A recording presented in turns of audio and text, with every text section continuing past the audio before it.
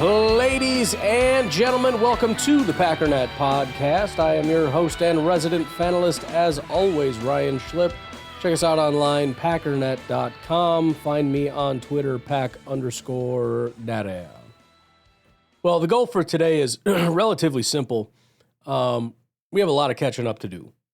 We had a lot of catching up to do before. Then I got sick. Then we had to do Laughing at the Lions. And so I just got to go through all these notes here and just start ripping them off one by one. There is one other thing that I wanted to introduce, and I'm going to try to stay true to this as much as I can. Because it's the offseason, and because I want us to be as informed as possible with the draft, I want to do at least a little bit of draft every single episode. So if there's news to talk about, we'll talk about that, and there is a little bit, at least as far as we need to get caught up on as far as the Packers and the draft and meetings and whatnot. If not, it could just be as simple as here's some of the mock drafts for today. Here's what people are saying as far as the Packers and who they think they'll draft, and we'll go over those prospects and whatnot. We'll figure it out. But obviously, biggest news, as we discussed, the NFC North is officially out of the playoffs, which once the Packers are out, obviously that made me very happy. The Rams weren't able to get it done against the Eagles. I really thought they had that thing in the bag. It was basically done. At least it felt that way. All the momentum was going in their direction. 2 turnovers later, they lose the game. Terrible weather, et cetera, et cetera. So the Eagles will advance to play the Commanders. Buffalo Bills got it done against the Baltimore Ravens. Kansas City Chiefs beat the Texans. So we got Chiefs, Bills, Commanders, Eagles, and 2 teams I would hate to see move on. There's 2 teams I would be fine seeing move on. And so Rams, Bills would be great. I'm expecting Chiefs Eagles is what I'm expecting the Super Bowl to be. But there you go. There is our. At the end of the day, though, I'll get over it. If the Eagles and Chiefs move on, and either the Chiefs or the Eagles win, I mean, it's not my favorite thing, but there are significantly worse things in the world that could happen, considering the circumstances. So bottom line is, I have some minor rooting interests, but really the season's over, and I'm just waiting for everybody else to acknowledge it. But for us, it's done. It's over. Nothing much else to see here. The other interesting thing to talk about, as far as the NFL is concerned, is going to be the MVP thing. There's going to be a lot of talk about Josh Allen versus Lamar Jackson. I think I would lean toward Lamar, if I'm being honest. I think the performance he put on this year is just absolutely shocking.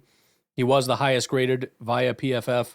He had a 95 PFF grade and a 93 passing grade. I mean, you look at some of the greatest quarterbacks of all time in the best years they've ever had. And I'm not talking about he had a 95 grade and a 70 passing, right, because he's such a good runner. No, I mean, that was maybe the case in the past. In 2023, he had a 90.4 grade, just 83 passing, which is still great, but it was largely the rushing. In 2022, it was an 85 overall, just a 72 passing. This year, his passing grade exceeded his rushing grade. He had 45 touchdowns, which dwarfs any season he's ever had by a lot.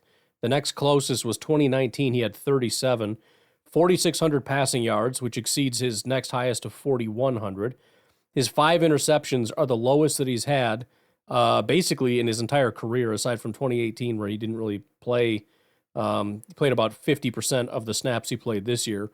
So highest touchdowns, most amount of yards, lowest interceptions, highest yards per attempt.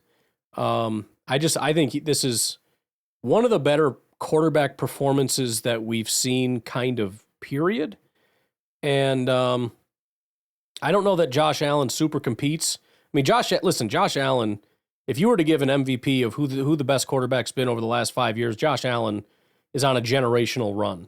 Since 2020, his grades have been 90, 91, 92, 92, 92. That is unheard of. Aaron Rodgers never did that. Tom Brady never did that. No, Lamar's never done that. Nobody has done that. It's insane how good this guy is. But the bottom line is, Josh Allen kind of turned it on toward the end of the year.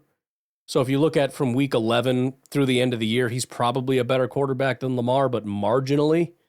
And then the other thing that was interesting is when I look at this matchup, my thought was Allen is going to surpass Lamar because he played better. But if you just look at the grades, they gave Josh Allen a 69 PFF grade. I mean, he did just have, 72% completion rate, which is insane. But 127 yards, 0 touchdowns, 1 big-time throw in that game. And then Lamar Jackson, they gave him an 82 PFF grade. 3 big-time throws, 2 turnover-worthy plays, 254 yards. They had him down as the better runner as far as the grade is concerned. I know Josh Allen had some really good stats. Last I checked, he actually had more yards rushing. But if you're asking my opinion on it, I mean, it would be nice to give it to Josh Allen just because Lamar, this would be like his third. I don't think Josh Allen has one. I'm not sure. And Josh Allen is the most deserving quarterback to have an MVP or multiple MVPs without question. But if we're just being honest, who is the better quarterback, which I think is the question that we're asking, and honestly, even if it wasn't, I think Lamar is deserving of MVP. I would probably have to lean toward Lamar because this was just a pretty incredible performance. Just to kind of put this into perspective, because we know how good Aaron Rodgers has been. If you look at this year and say, just via PFF grade, how many times has Rodgers done better? 2020 Rodgers is the only one where he had a higher PFF grade. That's it. It's the only one. Even the passing grade, 2020 was the only one. And then for Josh Allen, with his 5 years in a row in the 90s, I mean, Rodgers obviously had a ton of seasons in the 90s. He never had more than 2 in a row, and he actually only did it twice in a row in 2010 and 2011, and that's it. Those are the only 2 years he was in the now. He hovered close to that. 2012 was 89, 86, 93, 70, 90, 70, 80, 80, 90, 80. You know what I mean? But, I mean, he had 1, 2, 3, 4. He only had 5 in his career, actually, now that I look at it. He had 5 years in his entire career where he graded in the 90s. Josh Allen has 5 in 5 years. Now, to be fair, and I said this about Lamar, that is almost entirely because of the rushing. Because now that I look at it, his passing grade has never been in the 90s. Interestingly enough, he's more Lamar Jackson than Lamar Jackson is. He doesn't get nearly as much credit for being a runner. He's seen as more of a passer. His rushing grade has almost always been better than his passing grade. Anyways, whatever. It's all very interesting to me. I don't usually care about this kind of stuff, but this is kind of an interesting MVP battle. And I don't know. I guess I'll just cast my vote for Lamar. That's all I'm saying. In other news, the Chicago Bears did the thing. They hired Ben Johnson to be their new head coach. As far as the decision to go to Chicago, I don't actually know what it all came down to. I think a lot of people said it correctly when they said he's going to go to the team that's going to pay him the most, and that's probably the case. You have to assume that you want to set yourself up to be in a good situation, though. I mean, you can take the biggest contract if you want, but it doesn't mean a whole bunch if you get fired after a year. So he has to believe that the pieces are in place. It's not hard to understand why Chicago would be that place. Now, you got to understand this. There's not a lot of great options. You know, out of 32 teams, these could be some of the worst in football. But of the 3 options that you're generally looking at least that we were aware of, Jacksonville, Las Vegas, and Chicago, I mean, the Raiders have a reputation for firing coaches every year after 1 year. That by itself is scary. They also have the 6th pick in the draft. So, I mean, if they had the number 1 or 2 pick, maybe, because now you can go get your quarterback or whatever, but that's not really an option. So you're talking about getting like a good player, but it's not going to be that, you know. Jacksonville, I think, made decent sense. I think I would prefer the quarterback situation there. Not that it's a great one, but it's the only one that I know of that has at least demonstrated the ability to be somewhat competent. I think the benefit of Chicago is you can see, obviously, the upside of Caleb, and I'm sure these coaches don't lack for confidence. So one of the things I mentioned before about one of the flaws that was mentioned, I think, by a front office guy or something in a lot of these, when it comes to drafting, is this overbelief in your ability to change people, right? It's a lot of people are upset with the Packers for getting projects, and I think that might be part of it, is the idea of, they have a lot of upside, and we can fix the flaws. And sometimes you can't fix the flaws. But you look at Caleb and you go, yeah, but I could fix it, But on top of that, I mean, you've got clearly some wide receivers you can work with. I mean, look, the problem that Ben Johnson's going to have is that he had it pretty good in Detroit. he had an elite offensive line. He had maybe the most accurate quarterback in all of football. I know it's hard to believe that considering this last game, but he was. I mean, just by the numbers. You have an electrifying running back with tons of space to run through. You have one of the biggest speed threats in football in J-Mo. You've got one of the better route runners in Amon-Ra St. Brown. Being able to bring that to another team is going to be nearly impossible, so how can we replicate any of that? Well, you can't. But you're hopeful that at least with guys like DJ Moore, with Rome Odunze that you believe you can develop, Cole Kmet, I mean, you kind of have some pieces in place that you can make some things work. That if I could just call the right plays and if I can get this jag off to throw an accurate pass, then we can have ourselves an offense. Obviously, I'm skeptical. And I think the biggest thing is the massive difference between Caleb Williams and Jared Goff. Again, Jared Goff was one of the more accurate quarterbacks in football. Caleb Williams was one of the most inaccurate quarterbacks in all of football. And that's not just me riffing, that is statistics. Jared Goff had this is according to Pro Football Reference, the third highest on-target percentage, 80.5%, behind Tua at 81.3 and Geno at 81.8. Caleb was the ninth worst, 72.4%. But it's even worse than that, because if you look at that's on target. So we're talking specifically like how many passes are not just, good enough, but like right where it's supposed to be. What about just flat out bad throws? Just missed them. He's the third worst. Anthony Richardson, 28%. He is just, that dude right now is just not a quarterback. He is a psycho athlete that just can't throw a football. Bryce Young, 22%. Caleb Williams, 21.1. Slightly worse than Aiden O'Connell and Jacoby Brissett and Will Levis and Drew Lock. Like that's where we're at. It's out of 43 quarterbacks. So that's a big difference. And just perusing social media, let me tell you something. Packer fans, if you're going to start bragging about the Bears, get the F off just go away. You're not a Packer fan. You need to go away. You're a frickin' loser. All right? You're an absolute loser. The Chicago Bears, so I've seen a couple of these things already. I'm just starting to see it, and I'm freaking pissed. Listen, part of the reason I like when people are so wrong is because it gives me a lot of content. But just understand, if you're going to do it, I'm going to take the bait every single time, and I'm going to just tell you how absolutely freaking stupid you are.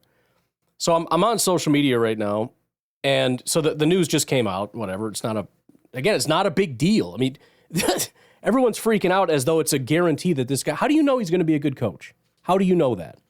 Because the Lions have a good offense. Right. Part of that is the players. Part of that is his play calling. So what? Do you know how many good play callers there are out there? Do you know Kyle Shanahan is a very good play caller? Do you know Matt LaFleur is a good play? You don't even like Matt LaFleur.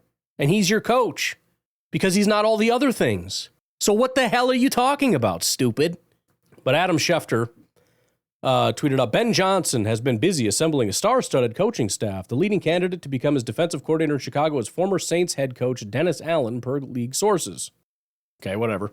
And a certain Packer fan says, Bears assembling the Avengers, and my head coach is, quote, Matt LaFleur, unquote. First of all, I don't know why you have to put Matt LaFleur's name in quotes. That is actually his name. I don't know if we're saying that that's not actually his name, that it's an imposter. Maybe you don't know how quotes work. I'm not sure what we're doing here.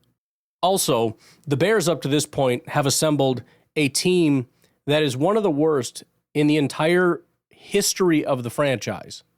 It's dog crap. Even for a franchise that has been god-awful almost my entire lifetime. The one that we have seen over the last several years, this not even current iteration, I mean, the last 2 or 3 iterations of the Chicago Bears have been maybe the worst I've ever seen and some of the worst in the entire history of the franchise, ever. They added a guy that's never been a head coach, and we have no idea if he's ever going to be good at it.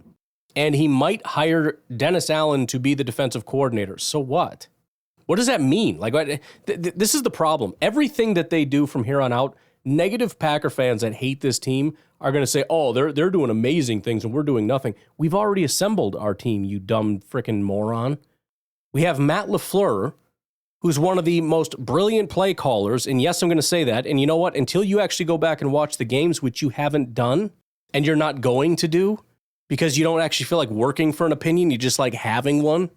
You don't actually, you just like having whatever opinion your tummy tells you to have, as opposed to actually learning what the reality is. So he's already in place. He's a freaking genius. And I'm sorry if that makes you sad when I say that. But until you actually go back and look at what I'm telling you is true, I don't give a crap how it makes you feel. You can go pout in the corner somewhere else and cry about it. We hired a shockingly good defensive staff. Jeff Hafley is massively overqualified for the job that he has. If Dennis Allen gets hired, it's because he got fired as a head coach. Hafley didn't want to be a head coach in college anymore. He is overqualified to be a defensive coordinator. Maybe there isn't an upward trajectory for him to go because he can't do it. I don't really know. I think he will end up getting head coaching jobs soon, but he's overqualified. By the way, we have a former defensive coordinator as a DB coach. We have way too many guys that are overqualified on our defensive staff, and maybe that's why we had a really good defense despite not having a lot of good players this year, because everybody seemed to get worse, yet the defense worked really, really well. The bottom line is all these fans, all they want, and I've said this before a million times, and they're proving that I'm right, they want to be the Bears desperately. These types of fans love to death everything the Bears do. Every single move that they make, they love it. They wouldn't like the results that the Bears get, of course, but they want to be the Bears in terms of the decisions that they make and then get the results of the Kansas City Chiefs. That's what they want. I want to win the Super Bowl every year while making all the decisions that the Bears make. And what I mean by that is you go do all the flashy stuff. You obviously get high picks. I don't know how you do that and win Super Bowls, but you need to get high picks, get all the flashy picks, draft receivers when you don't need receivers, and you should be trading that back. Trade away all your picks to go get proven players, quote unquote proven.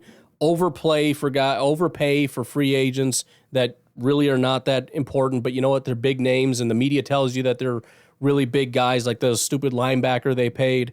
Massively overpaid that guy, but it doesn't matter. That's what fans want. They want whatever the media tells them is the best thing. And the media has been saying that Ben Johnson is the best thing, so that's what they want. And the Bears did it, and we didn't. Therefore, the Bears are the greatest thing in the world, and we saw. Think about that. You're praising that team, the only team. So this is what's hilarious about it. These same fans have just been talking about how terrible the Packers are, and the fact that actually Minnesota and Detroit are frauds, and they say that because it denigrates the Packers. It's the only reason they're saying it, because it denigrates the Packers more. So Detroit's not actually that good. Minnesota really wasn't that good, and Green Bay definitely isn't good. You know who is good, though? Chicago. This is how backwards and upside down stupid you people are. It's unbelievable. I mean, you have just become Bears fans. It's getting worse every year. I know Bears fans are going to get excited, and they should. And I said that about Caleb last year. Last year, in December, we knew they were going to draft Caleb. And I said, you know what? They're going to draft Caleb. They should draft Caleb. And they should be excited about it. They absolutely should. They should temper that a little bit because you never actually know what's going to happen. Turns out I was right. Caleb wasn't actually that good this past year at all. But you know what? You should be excited about your team. It's what you should do. Packer fans, the negative Packer fans, have evolved into this weird glob of stupidity to where they have essentially just become Bears fans. I mean, it went from just use all the attack lines that Bears fans use against the Packers to now actually just cheering on how amazing the Bears are. Do I have to coach Packer fans the same way I have to coach Bears fans to say, why don't we just wait and see how it goes?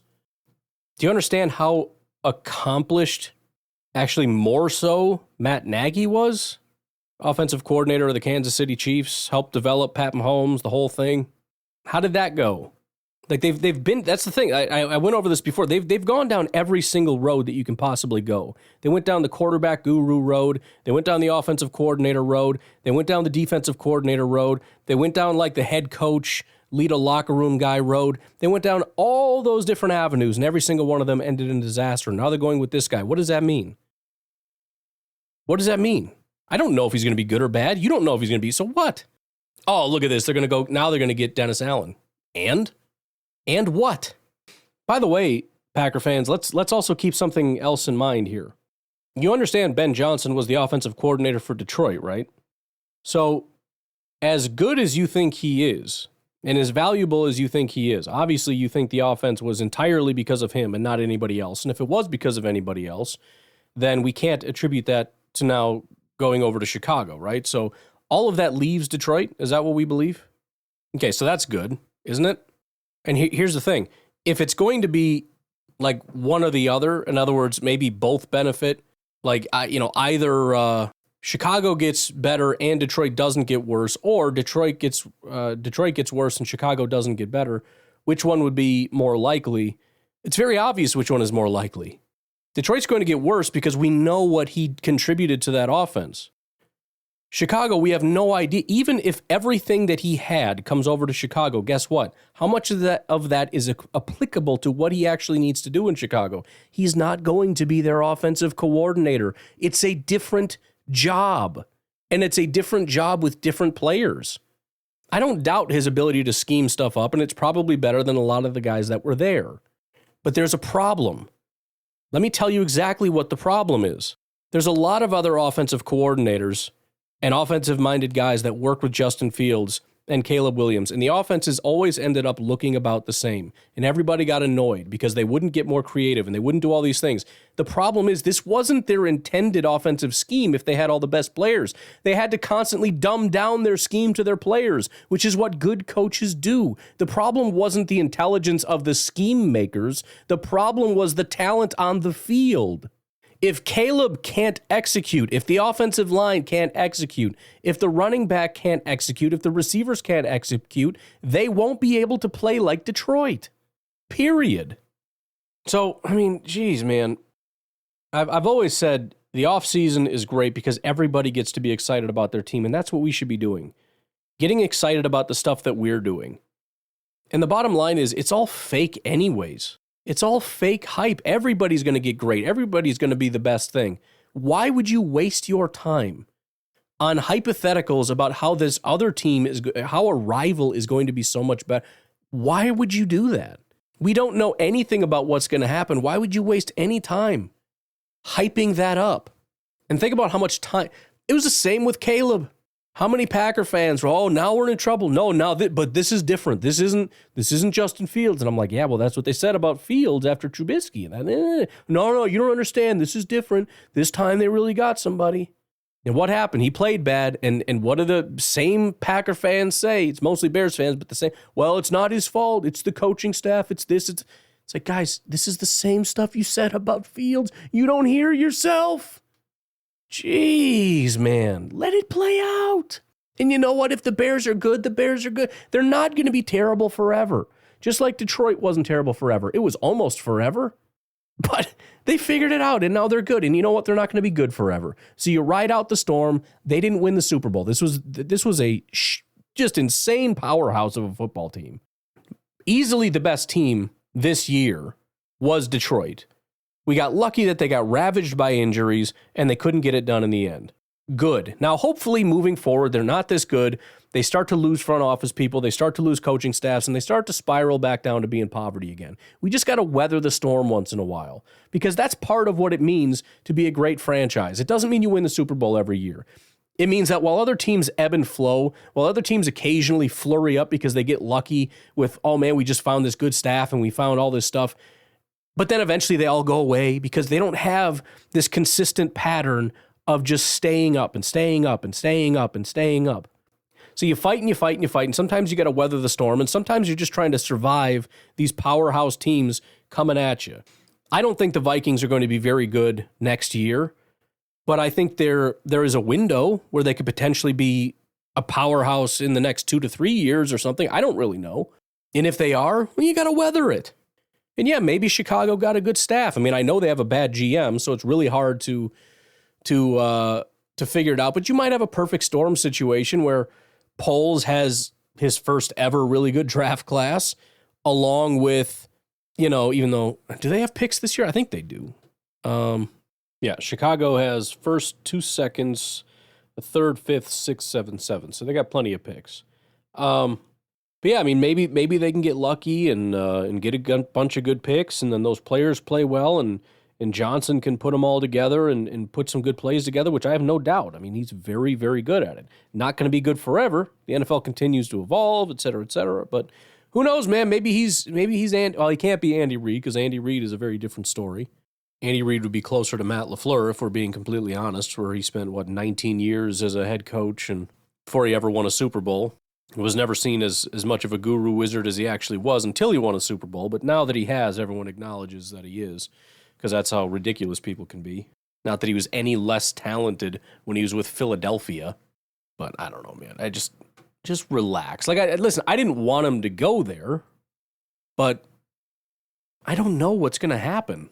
I mean, I didn't want Caleb to go there either, knowing full well that it's possible one of the other guys could be better. If I had to pick, Caleb was probably going to be the one that was going to be great. Guess what? He wasn't the good one. He wasn't the good hire. Why do you think that can't happen again? And we had more information with Caleb because Caleb's job was to go from being a quarterback to a quarterback, just at a higher level. This is a different job. Yeah, he can do the play calling. Cool. Can he do anything else? And can he actually do the play calling with a different team? He doesn't have the support of the head coach there anymore. He doesn't have that guy to drive the culture, which, by the way, is going into a terrible culture.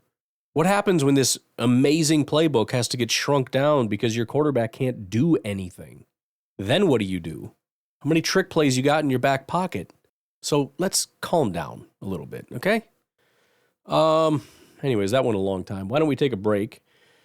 Maybe just do one break. I don't know. We'll see how it goes. And we got a lot more to talk about. That one just kind of flared up on me a little bit. Sorry about that. We'll take a break. We'll be right back. All right, now that I actually get back to my notes, I want to say thank you to Joe P. Pereno. It's a long time ago, but I haven't had a chance to get back to my actual notes where I put a little note in there. Thank Joe. Thank you for the donation on Venmo. I really do appreciate that. Packernet Podcast on Venmo, I believe, is my Venmo. I always forget to plug stuff these days, which is why I have nobody left in Patreon, and my life is falling apart over here. Patreon.com/Pack_Daddy if you like to support the podcast. Thank you. Thank you very much for that support. I really appreciate that, and I'm sorry it took me so long to thank you for that. Couple of little NFL deals here. One thing that I actually came across that I thought was kind of interesting, as far as Aaron Rodgers and the Jets, one of the things that I hadn't really considered, I'd mentioned how obviously they want to move on from Rodgers and go in a different direction. A lot of that might come down to who the new coach and GM are. I mean, obviously they have an owner that's got a very specific vision, and maybe his vision doesn't include Aaron Rodgers no matter what, but whether Rodgers wants to stay and whether they end up deciding we need to, I can fix this, I can make this work, and I'm sure they could talk him into it. Let me just put it this way. There is a world in which a GM and an owner come in, a GM and a coach come in, and they say, what are we doing here? We got the guy. We got the quarterback. And again, you go back to PFF, he's not peak Aaron Rodgers right now, but he's still a decent enough quarterback. You go in there, kind of similar to what's going on with the Bears, and you say, bro, we got the guys. We just got to fix the culture, tweak a couple things, and bing, bang, boom, we're ready to rock and roll. I bring that up because he had mentioned on Pat McAfee, it's going to come down to the GM and coach to decide whether or not he's going to want to stay. And it just kind of clicked that, it's going to come down to them too, whether or not they decide to keep him. So we all kind of assume he's gone. We got to wait and see, though. We'll see. We'll see what happens. Talks of Robert Saleh to Jacksonville have heated up now that Ben Johnson, kind of the hottest name out there, is off the board. It's going to open up some opportunities here. Saleh very likely to go over to be the head coach over there. And I know the assumption is that, well, there's a couple things. First of all, a lot of Packer fans believe he's the reason our team fell off or whatever, which, as I've told you, the timeline does not add up. He came in, I think, prior to the bye week, because I remember that it was like, okay, he showed up, but we're not going to see it for a while because we're going to the bye week. And immediately after that is when everything started to get better. So the timeline doesn't add up. But the assumption is if he doesn't get a head coaching job, he's going to go be a DC somewhere, potentially in San Francisco, which is entirely possible. But you almost wonder if a guy like Saleh is, in his mind, above that and is going to say, I'm either going to get a head coaching job or I'm just going to take some consulting gigs until I get back into it. Meaning it's possible that he could end up staying employed with Green Bay. It's unlikely. There's a very thin chance, but I think it is possible. Do I think he becomes our DC or something? Absolutely not. I think we got that all locked up. A lot of hype Pete Carroll to the Raiders, which is just, I don't know. I mean, it could work. Again, everybody wants to write, oh, that's stupid or what. Pete Carroll is an accomplished coach that has, done some. I acknowledge that it's stupid, but every possible option is stupid for some reason and brilliant for others. Just got to see how this stuff goes, man. You never know. Saints are meeting with Aaron Glenn, defensive coordinator for Detroit. I'm a little iffy on the Aaron Glenn thing. And it's probably just me. I mean, I don't know. It's hard to look at the Detroit defense, and I understand a lot of it has to do with injuries, but I don't know. Aside from Detroit as a whole being a good team, why would Aaron Glenn? I mean, I think a lot of it has to do with the culture of Detroit, and you want to be able to bring Detroit somewhere, and that's the hope, partially with Ben Johnson as well, is I want you to bring that same culture over here, plus your offense would be nice. And for Aaron Glenn, I think it's that same thing. Bring that culture here, and then, as far as defense, yeah, sure, go ahead and do that. It'd be nice, great. But I don't think it's impossible Aaron Glenn doesn't get it and ends up staying. And I think that's a bad thing, but I don't know. I've never had that moment like I had with Ben Johnson where you look and just go, okay, I think this is different. The Lions' offense was just different. And it wasn't even because they had the most elite pieces. That's the thing. It's like, well, they have a good offense. So what? A lot of teams have a good offensive line. They don't have an elite quarterback. They don't really have elite receivers. They have one very good receiver in Amon-Ra, but it's not, why isn't Minnesota better? Why wasn't the Eagles? The Eagles' offense wasn't on that level. They have that level of offensive line play. They got elite receivers. It was above and beyond to the level of like this offense is just completely unstoppable. I don't know that I ever had a moment watching Detroit's defense where I just thought this is the scariest, craziest, most shockingly, I don't know what you'd call it. I don't know. Yeah, it was scary when they had Aiden Hutchinson out there and he was the best pass rusher in football, but am I supposed to give Aaron Glenn credit for that? Wouldn't I give the pass rusher himself the credit for that? I don't know. I don't know if he's going to get a head coaching job or not. And again, I don't know if I care. Colts might be interested in Justin Fields, so we'll see if something happens there. I think that would be kind of cool, especially because I think he could actually have a legitimate shot. Listen to me now, like I'm all excited. I'm a big Justin Fields fan now. Now that he's not a Bear, I'm hopeful for his career and that everything goes off. I suppose I should. As much time as I spent crapping on this guy, I probably owe him several years of allegiance. But I do think he's a better quarterback than Anthony Richardson and only marginally worse of an athlete than Anthony Richardson is. I guess Aaron Glenn did have a second interview with the Jets. I don't know how customary that is. I know in my experience, second interviews are usually a huge deal. We'll see if he ends up the head coach over there. I can't imagine that would be the end of Aaron Rodgers, wouldn't it? Aaron Rodgers would not have any interest in coming back for Aaron Glenn. A defensive coordinator from Detroit? You think? Maybe. I don't know. If it was Ben Johnson, probably, right? Like, let's get crazy here, but I don't know about Aaron Glenn. Dan Campbell, by the way, has acknowledged that he's probably going to be losing both of these guys, said they are willing to look outside of the organization for the next offensive and defensive coordinator. Doesn't mean that they have to, but that they're willing to. I think that is the expectation that both of these guys are gone, so I think that he's probably going to be looking pretty hard to find some quality people. And then as far as other NFL news, I think we've already talked about this, but the big pass rushers that everybody was talking about are Max Crosby and then Myles Garrett. And it looks like Myles Garrett, I haven't seen the most recent, if there is anything new, but it does sound like Myles Garrett probably is going to be getting a big old fat stack of cash, and so he's going to end up staying. But as far as crazy potential guys hitting the market or being traded or whatever, I don't think he's going to be a part of that. A couple little tidbits on the Minnesota Vikings. Again, all of this is a little bit old, but it's still interesting information. Vikings coach Kevin O'Connell said J.J. McCarthy has resumed on-field training. McCarthy was off to an impressive start in the preseason before a torn meniscus sidelined him for a rookie campaign, blah, blah, et cetera, et cetera. So we will see what the path is for J.J. McCarthy here and whether he ends up being the quarterback for the Minnesota Vikings. That's obviously going to be a major storyline for the Packers for the NFC North. Like I said, the Vikings are essentially in a second teardown for some reason. I don't know what the plan is here, but maybe this is just their thing. We're just going to hit free agency real hard every year and just kind of go in every year, see how it goes with all new pieces. But if McCarthy's not good, then obviously the Vikings are destined for not great things. If McCarthy's a stud, then damn it. It's interesting too because I didn't spend a lot of time looking at the quarterbacks in the draft class at all for obvious reasons. We weren't really in the market. But I remember going through them, and I picked out the guys I liked. I don't remember exactly who it was. I think Bo Nix was one, and then I don't think it was Penix. I can't remember now who they were. But Caleb and McCarthy, to me, were the most similar. And there's probably draft people listening that are like, what the heck are you talking about? But in terms of like those guys that could make plays happen when there's just nothing there, just doing crazy creative stuff. And I didn't realize this about McCarthy because I don't remember anybody even saying it.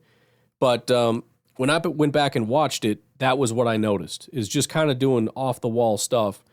And I guess all I'm saying is it'll be really unfortunate because Love is kind of that way too. He's kind of one of those guys. He's sort of in the Mahomes mold of style of player. There potentially could be 3 of those guys in the NFC North. Semi-mobile, but kind of not really, but also just kind of crazy arm talent type stuff. It's just, I don't know, high risk, high reward type of quarterbacks that generally scare me, but hopefully he sucks. It is a little interesting to me, though. Everyone's terrified of Caleb, and for good reason, right? Super talented guy and everything, but nobody cared about J.J. McCarthy, or really much of the other guys, including Jaden Daniels. Just kind of forget, some of these guys might actually be, Bo Nix, not expected to be that good. I think everybody thought he got drafted way too high, and what the heck are you doing? Look how good that freaking guy is. It's also scary that it's shaping up to just be kind of a good quarterback class. It's like, don't do that to me. But anyways, we'll have to see how that goes. We obviously won't get a ton of information on McCarthy until the season starts up. We get to watch him in the offseason, et cetera, et cetera. GM Kwesi Adofo-Mensah declined to comment on Sam Darnold and his future with the Vikings for very obvious reasons. Exceedingly unlikely that he ends up coming back. I think the only world in which he does would be a world in which really nobody wants him and there's just no market for him. And the Vikings are like, look, we'll give you this if you just want to stay, and you can probably start another year. We'll do it again. We'll run it back. Of course, they're not going to tell him that there's a very good chance if McCarthy comes in as good, we're playing him. But I don't think they have any issue with letting him sit and learn and grow. Did have a bunch of notes on the Bears coaching search and everything else, but I guess I can just delete all of that stuff. All right, I'll tell you what. Why don't we take a break here? We'll come back, and then we'll start dinking and dunking our way through this very large list of Packer notes. We'll take a break. We'll be right back. All right, don't expect this to be in any particular order. We're just going to start running through some stuff here. Via Easton Butler, who's going to be referenced quite a bit here. By the way, shout out to Easton Butler. I don't know anything about the guy. He seems to be one of those accounts that you would just write off as being nonsense because he posts a lot of stuff that is like insider things that nobody else is saying. However, I think his track record is pretty fantastic. So if I'm wrong, let me know, but I don't think I am. Usually self-proclaimed insiders are full of crap, but I think he's a pretty good source. Anyways, rumor, the Packers are expected to travel for Ireland for the Steelers' overseas game next season, per Noah Strickenbein of Sports Illustrated. Strackbein, wait a minute. How did I get Strickenbein? It definitely says Strackbein. Strackbein wrote, according to a source, the Steelers are expected to play the Green Bay Packers in Ireland. Pittsburgh would operate as the home team, while Green Bay would view it as an away matchup. By the way, that's classic for the Green Bay Packers. It seems to me that the Packers have told the NFL, we are completely and totally willing to do these types of games once per year, and if it's an away game. We're not giving up a home game for this, and it seems up to this point, the NFL has acquiesced to that request. Oh, just random thought. This Ben Johnson thing is new to me, so as thoughts come in, I'm just going to shoot them out there. As much as this might suck for you or for us or for whatever, imagine how much it sucks to be a Lions fan. I mean, you just got bounced from the playoffs, and like 5 seconds later, the guy that built your offense is not only leaving, but he's going to a rival. So now you're going to have to play against him. That's not fun. That's not fun. I mean, imagine like if Jeff Hafley got hired by the Bears. Except, as much as you like Hafley, just imagine Hafley for many years, and our defense just kept getting better and better and better over the years to the point where it was seen as by far the best defense in football. And then he went to the Bears. That freaking stings right there. Dang it. All right, one more thing. I got to stop scrolling on social media. Thor Nystrom, he's a Vikings guy, by the way, so he's biased just as I am. But he makes a good point. which I don't usually agree with this guy, but, again, it's important that we acknowledge why this isn't going to work. Ben Johnson, Caleb Williams is not a good stylistic fit. It's a movie director who wants the actors to follow the scripts as written with a leading actor who only ever improv'd. Can they make it work? Johnson obviously believes he can. They're both individually gifted. I'm dubious. It is a fair point. And look, there were concerns about Caleb coming out about XYZ, and it's like, what about those things? Oh, shut up. It's just he's a genius. He's amazing. He's the greatest scorer. Okay, but he looks like Fields in all these areas, and it didn't really work. Oh, shut up. He's just the greatest. You don't know. Okay, all right. Well, what happened? All those issues materialized. And now this is a good observation. You've got a guy that is a very scripted, very just shut up and do what I say exactly as I say to do it, which is why I said it's perfect in Detroit because you have an offensive line. So when Ben Johnson says, create a hole here, there will be a hole. If Ben Johnson says, I want you to give him 5 seconds in the pocket so I can develop this route concept, they're going to give him 5 seconds in the pocket to develop that route concept. When he says to the quarterback, I want you to throw to this guy who will be wide open and throw it accurately, he's going to throw it exactly to that guy, exactly on time, and he's going to throw it very accurately. Caleb's not that dude. And even if you can train him to become that guy, well, now he's not Caleb anymore. It's a fair assessment. That's all. All right, back to the Packers. I do have more thorough breakdowns of the GM and the head coach. Like I said, I wanted to go through all their stuff. We haven't done that. We might not. I don't know.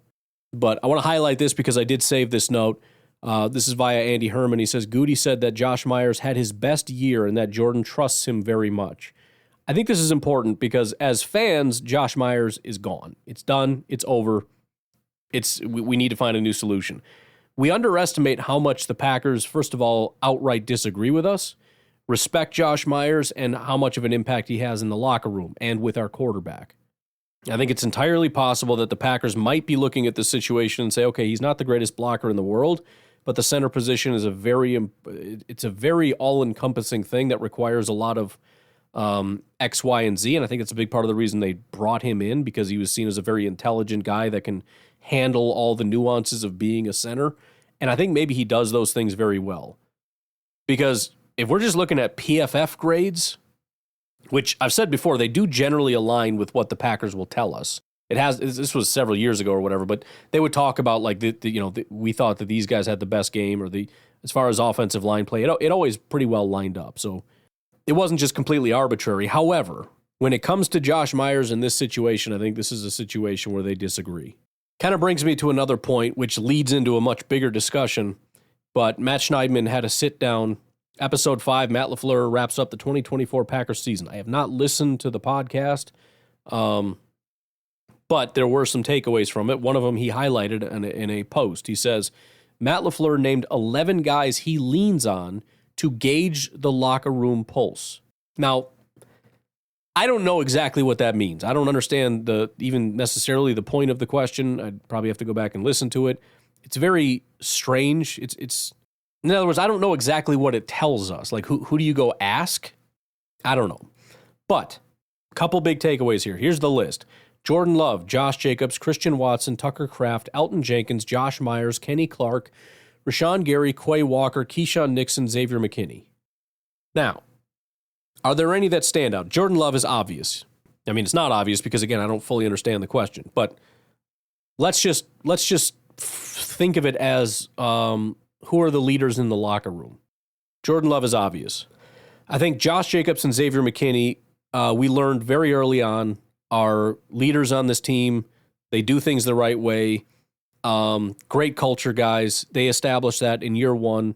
Love it. Very not surprised to hear it. Very excited to hear it. Kenny Clark makes sense. He's the wily old veteran. Rashawn Gary makes sense. He's a hardworking guy. He's been here for several years.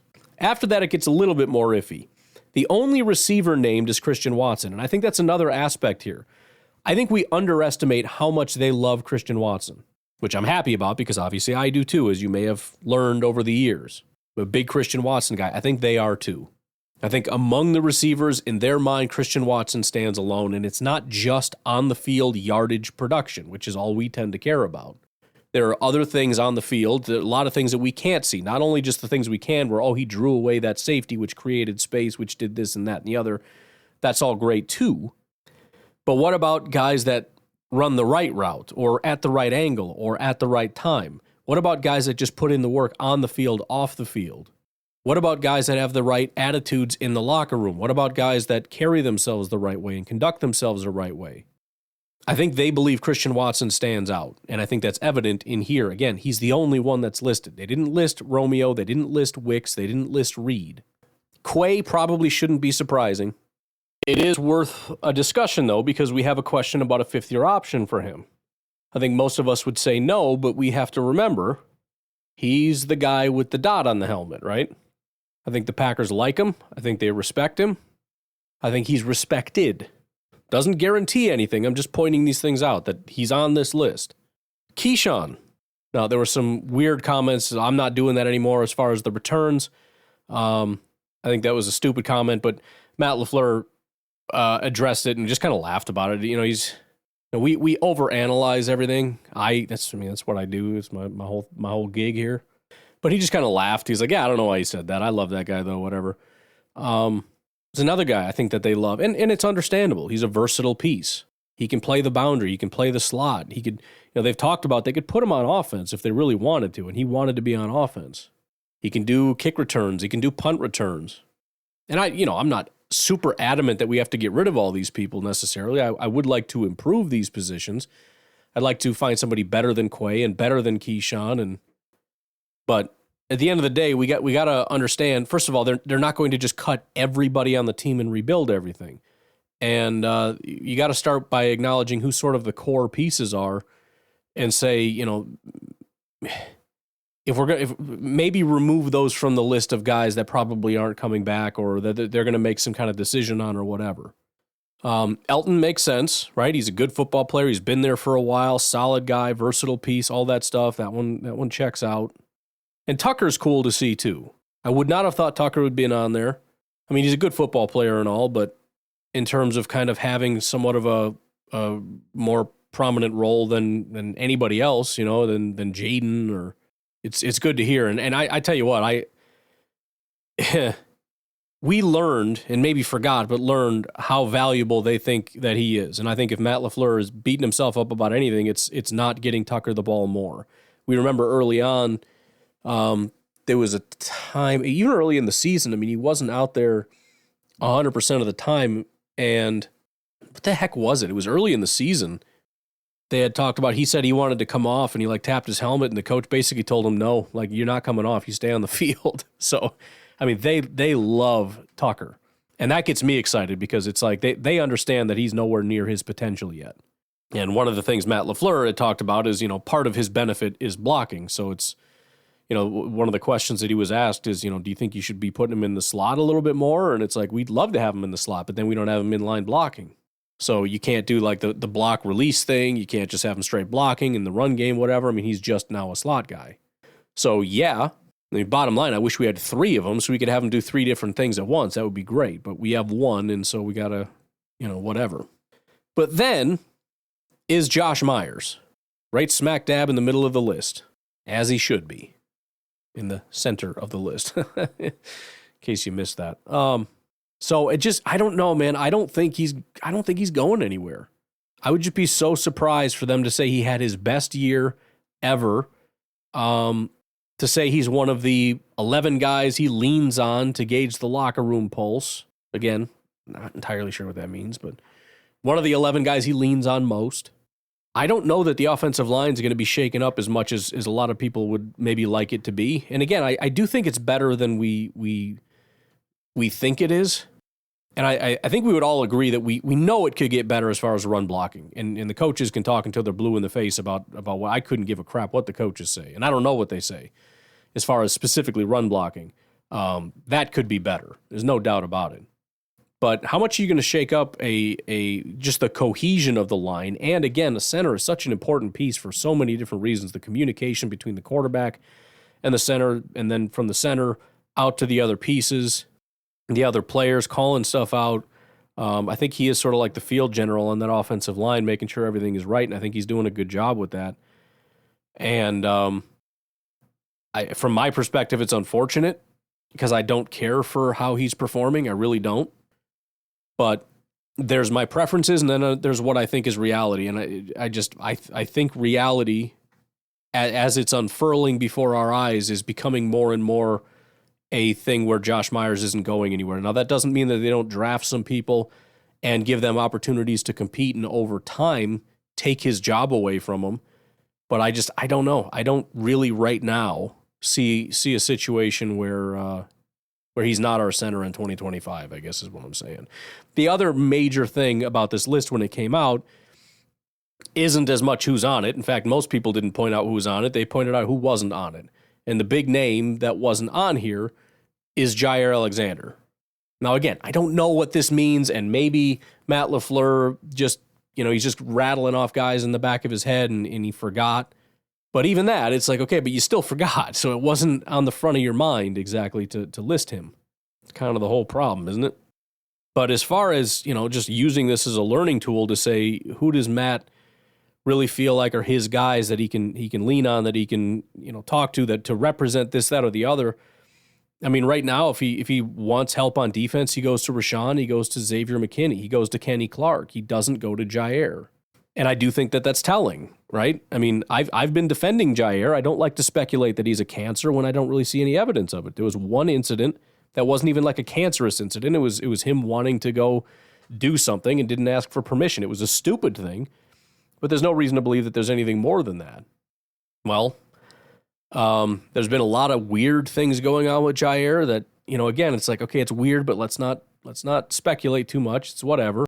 The knee thing was kind of weird. And then it's like, well, it turns out it was a serious injury. It's like, okay, that makes sense. It was still weird that it's like, why didn't you shut him down before? I don't really know. And again, there was like a sit down between Jaire and Gutekunst after that whole situation. And he kind of reassured Jaire about the situation. I think essentially telling him, we're going to fire the training staff and we're going to have a new defensive coordinator. And that kind of appeased Jaire a little bit. But I think it also signaled his maybe not being super happy or content. And, Matt LaFleur went on to say that there's frustration on both sides with Jaire and also with the team for him not playing. And, I don't know what would have happened if there weren't as many injuries or whatever. I think Jaire's frustrated. The team's frustrated. Maybe Jaire's just kind of seeing the writing on the wall with the Packers and it's just kind of spiraling. I don't really know. But this kind of pushed me a little bit more in that direction of, this was a layup to put Jaire on this list. Even not knowing what this list is, it was a layup to put Jaire on that. I mean, there's nobody else that I can think of. I guess Zach Tom. Zach Tom's not on the list. But there's nobody else I could think of outside of Zach Tom that would be kind of like a layup, especially a guy that got paid. Zach Tom didn't even get his big paycheck yet. Who are the big paid guys? You got Jordan, you got Elton, Kenny, Rashawn, and Jaire, right? Those are like the five that I can think of off the top of my head. They got paid the top of market money to come in, play that position, and be that dude. Only one of those five guys didn't make this list. I guess you could put Josh Jacobs and Xavier McKinney technically got paid because in free agency they got that money. But so 7, I guess. But you're putting Josh Myers on there and not Jaire. You're putting Quay on there and Keyshawn on there and not Jaire. Christian, I don't know. To me, that's somewhat telling. Doesn't mean 100% he's gone, but there just feels like a pretty big disconnect there with him and the team, and we'll see, I guess, how that goes. But I'm getting kind of like Aaron Rodgers, Za'Darius kind of vibes where it's like it's not even about the talent as much anymore. There's just sort of a toxicity brewing. And again, I'm making this up, and I don't like to do that, but what else am I drawing away from this that's constantly being thrown in my face over and over again? As far as what I might mean by things constantly being thrown in my face, again, there's always been rumblings underneath the surface, and I've largely ignored most of them because they're very weak at best. But there's never anything positive, right? So then you get that shot, right? Why isn't Jaire on the list? Oh, crap, here we go. Then we get this. Jaire Alexander refused to talk to the media, saying he doesn't even know if he's going to be here next season and has nothing good to say.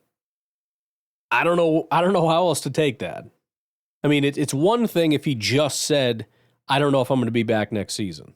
right? That in and of itself is kind of like, all right, that's a big statement. But it also is just maybe a completely truthful statement, you know?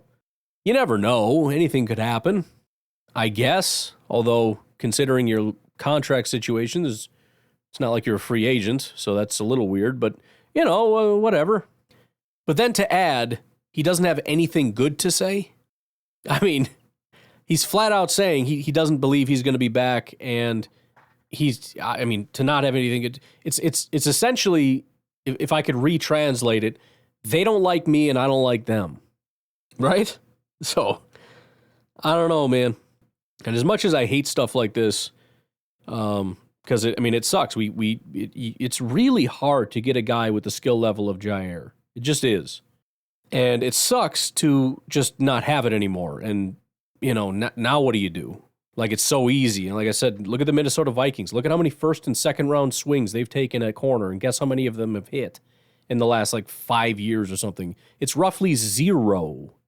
They've had more die, if I may be so blunt. They've had more go to prison than end up as really good football players. They had Kyrie Jackson die in a car accident. They had Jeff Gladney arrested and charged with third-degree felony family violence assault. They've had those two things happen. They've had 0 come in and be at the level of Jaire. Just to give you an idea of maybe the complexities of trying to find high-quality people to come in and play for your organization. It's very difficult. I don't even need to point out guys like Stokes or Kevin King or Demarius Randall or Quentin Rollins. Or maybe I do need to list those guys. So, that's my frustration. On the other hand, there is a sense of almost relief. Not that I dislike Jaire, but just for the sake of clarity. Just because it's like, okay, now we don't have to sit here and say, well, let's bring him back and pay him the money and hope he's healthy and hope that the locker room's okay and hope and hope and hope and hope. It's like, all right, you know what? Cut bait, screw it, let's go. It's kind of like, when you are working in a direction, you're working on something, you're building something, you kind of went the wrong way and you're trying to force it to work, You're building Legos. Trying to think of an example that's not like of a child, but Legos are stuck in my head, so we're going Legos. And you kind of mess something up and you're trying to not have to disassemble the whole freaking thing. And you're just getting angry because you're fighting against it. And that's what it feels like I've been doing, is fighting against, come on, it has to work. It has to work. If we don't have him, we don't have a corner and we're screwed. And oh my Lord, it's like, don't let go. Just hang. We don't have to do. But once you commit, screw it, and you just start ripping it apart, there's something almost freeing about it, because it's like, all right, you just have accepted it. You just kind of accept it. It's not a good thing. We're certainly not a better team. We're significantly worse now. Our defense was better when Jaire was on it. We learned that last year.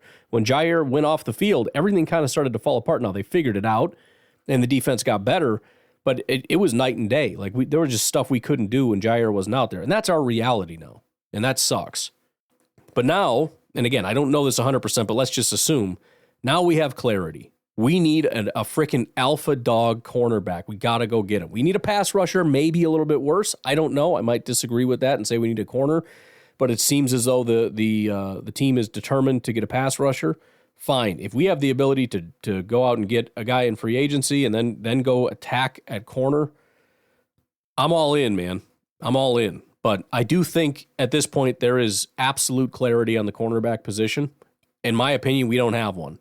I know Valentine is very well liked.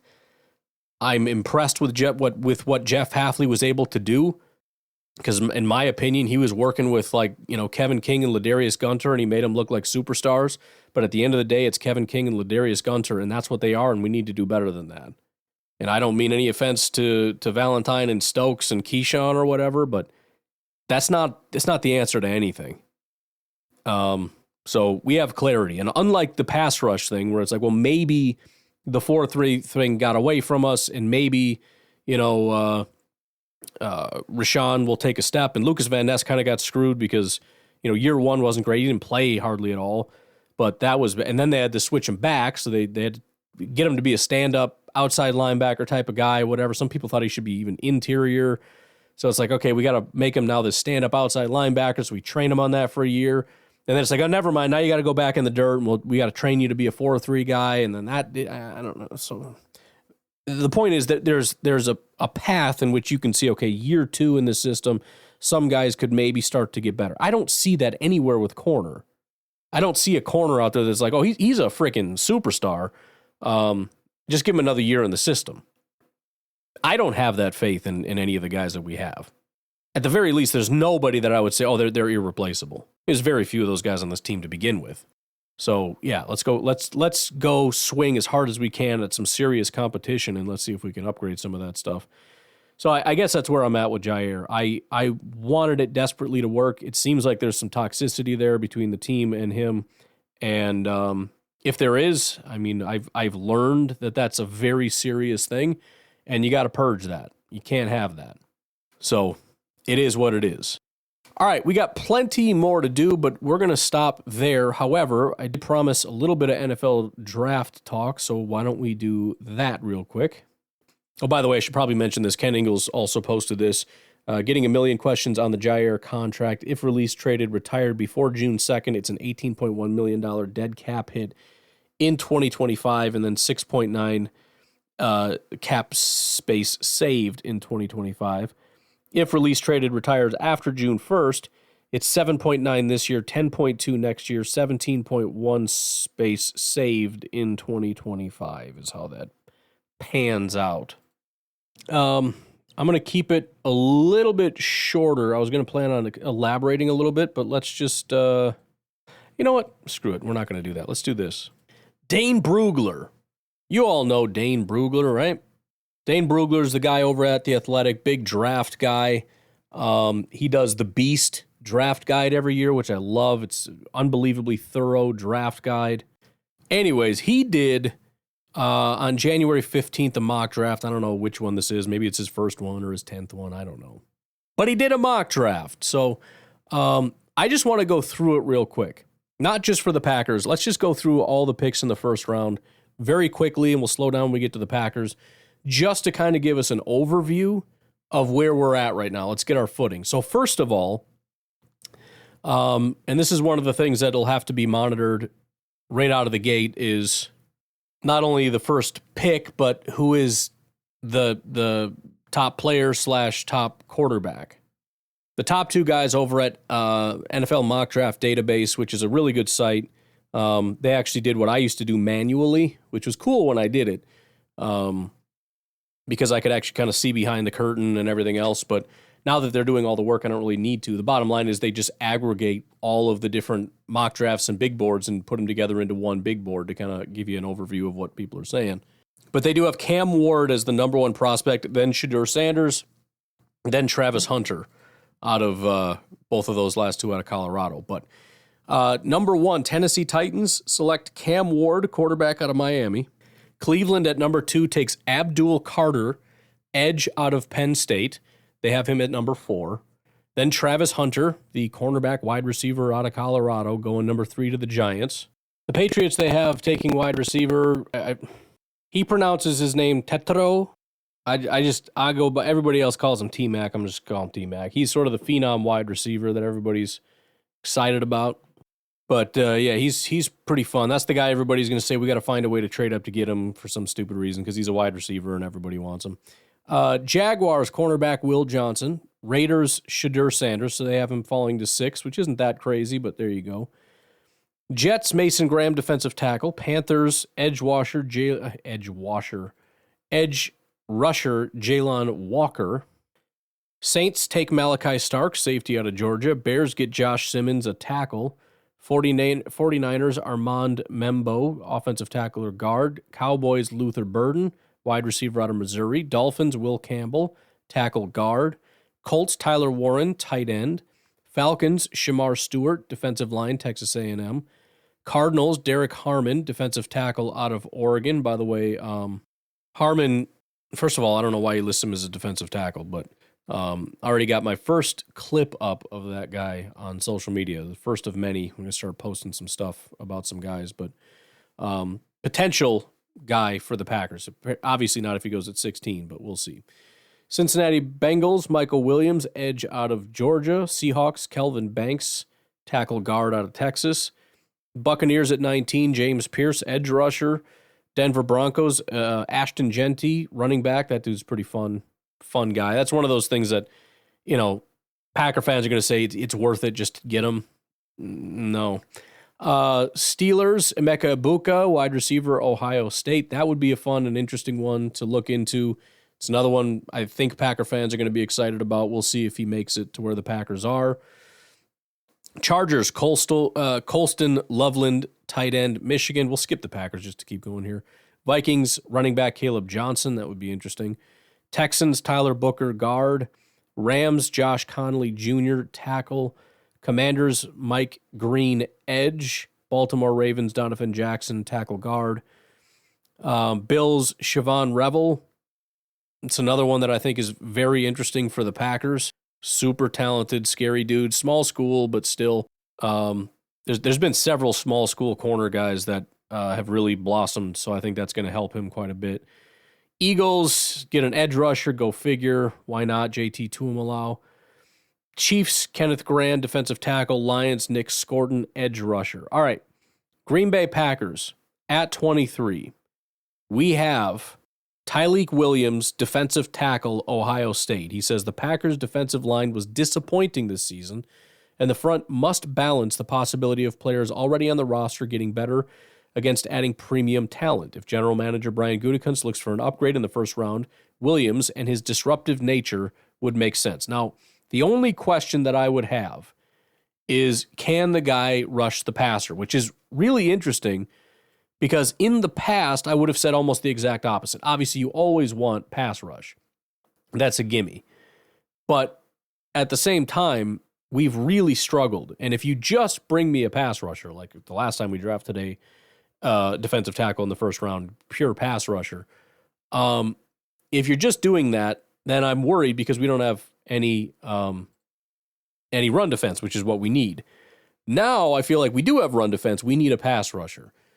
That's my issue here. He calls him disruptive. I don't see that at all. This guy, to me, at 327 pounds, is a pure run defender.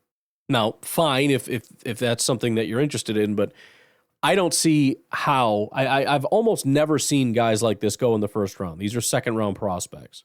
If you're 300 and some odd pounds and you're an athletic freak and you can rush the passer, fine, you're a first-round pick. Now you're Vita Vea, you go pick 12 or something.